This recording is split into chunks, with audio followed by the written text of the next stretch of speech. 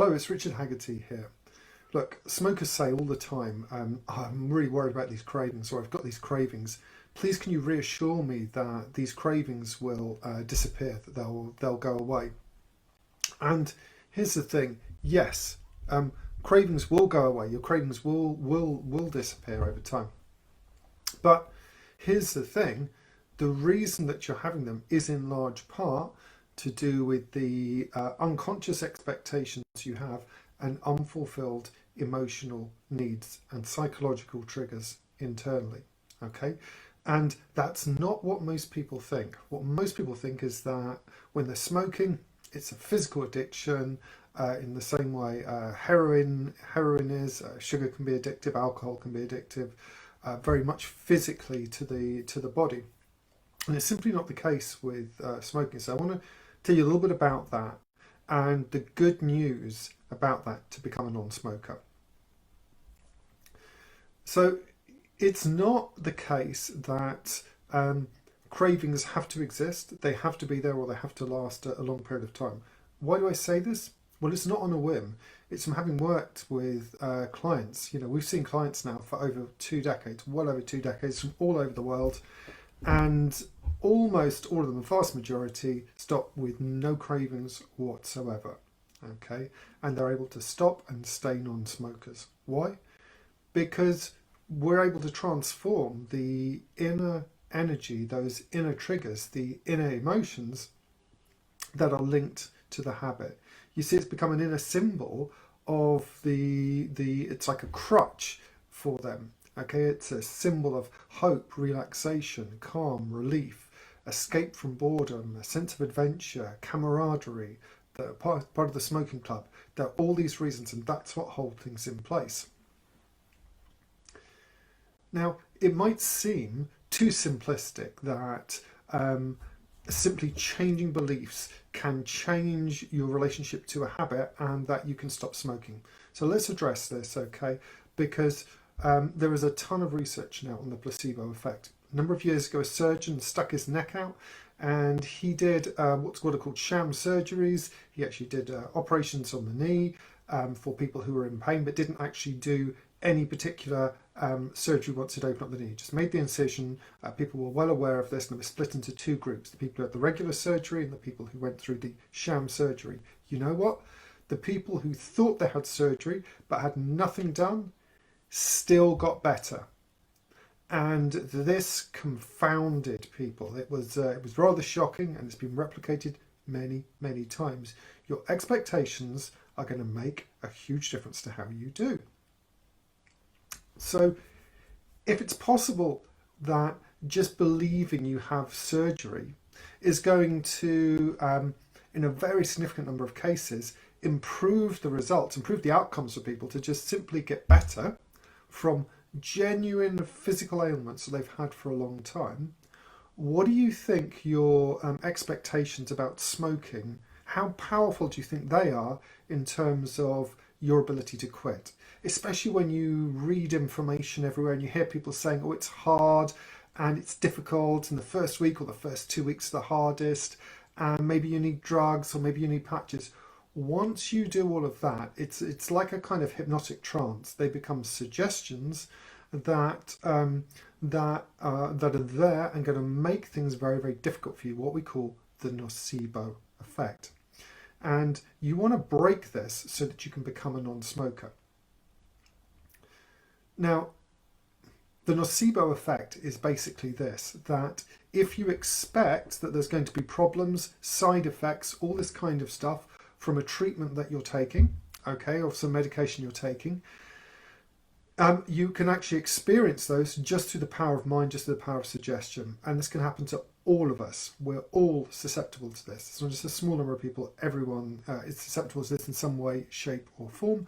And in fact, researchers now are having to be very careful in the guidelines when they're giving people on clinical trials, trying to list the potential detrimental effects. They've got to be very careful, because just by suggesting that it's going to be difficult, people start to find it difficult. They start to actually experience these symptoms, including stomach aches, headaches, just because they're warned about the symptoms there.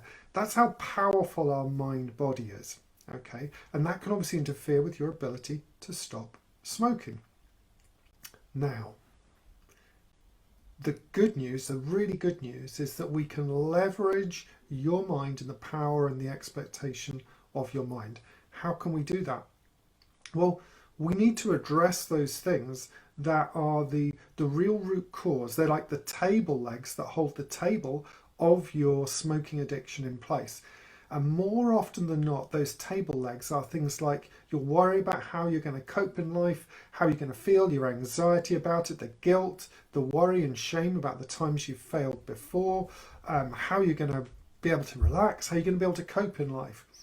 And those are the things that need to change. And once they change, the mind and body can work together to actually make changes far, far quicker than most people realize. And that's really, really good news for you. Okay, that as long as you address the underlying unfulfilled needs, you can change and become a non-smoker.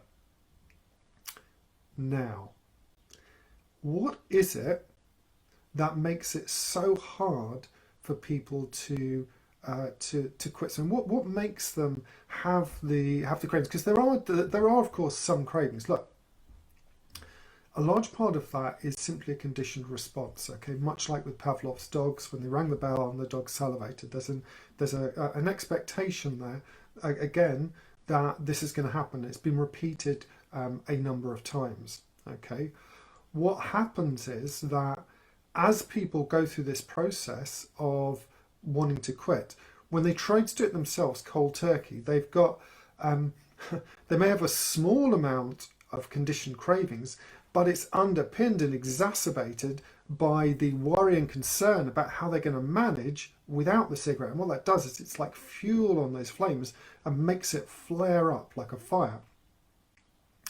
So when we want to quit smoking, when you want to quit smoking, when smokers want to get to that point where they can transform and be non-smokers permanently for the rest of their life, then you got to build up the right mindset, the right sort of attitudes and expectations that are going to work for you.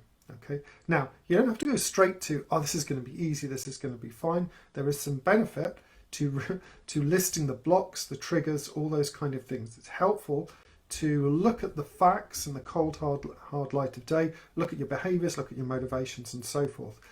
But when you want to transform, we want to give you all the tools, all the maximum chance to make it as easy as possible. And that's where you want to leverage the power of the subconscious mind, the power of that part of you that does things automatically, easily, quickly, and takes care of everything. Okay? How do you know you've got a subconscious mind? Well, look, when you go to sleep at night, where's your conscious mind? It's not there. Right? Your subconscious dreams, it takes care of your breathing, it grows your hair, it regulates your heartbeat, it knows how to speak, it knows the implicit rules of grammar that it learned listening to other people and how to speak and communicate, knows how to talk. You know, all that information, these latent abilities are stored in a powerful subconscious mind. So that's the place we want to go to when we want to change. That's where we can completely get past this idea of cravings having to be there and being part and parcel of life. It is not a fact. It is a set of expectations that are often culturally conditioned and that get amplified and exaggerated by those expectations. All right, and that's what we need to change. We need to change that emotional connection at the subconscious level.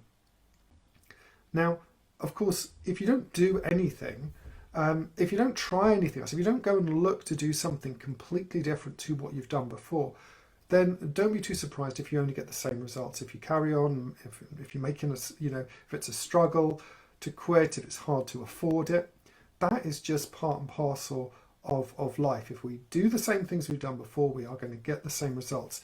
If we listen to the majority of people who say it's very difficult, it's very hard, then we're going to buy into that. And it's not really about it being difficult or hard. It's about having the right plan and working with your mind and working with your body to do that. And we can leverage those things. We can leverage your subconscious mind. We can leverage the power of the placebo effect.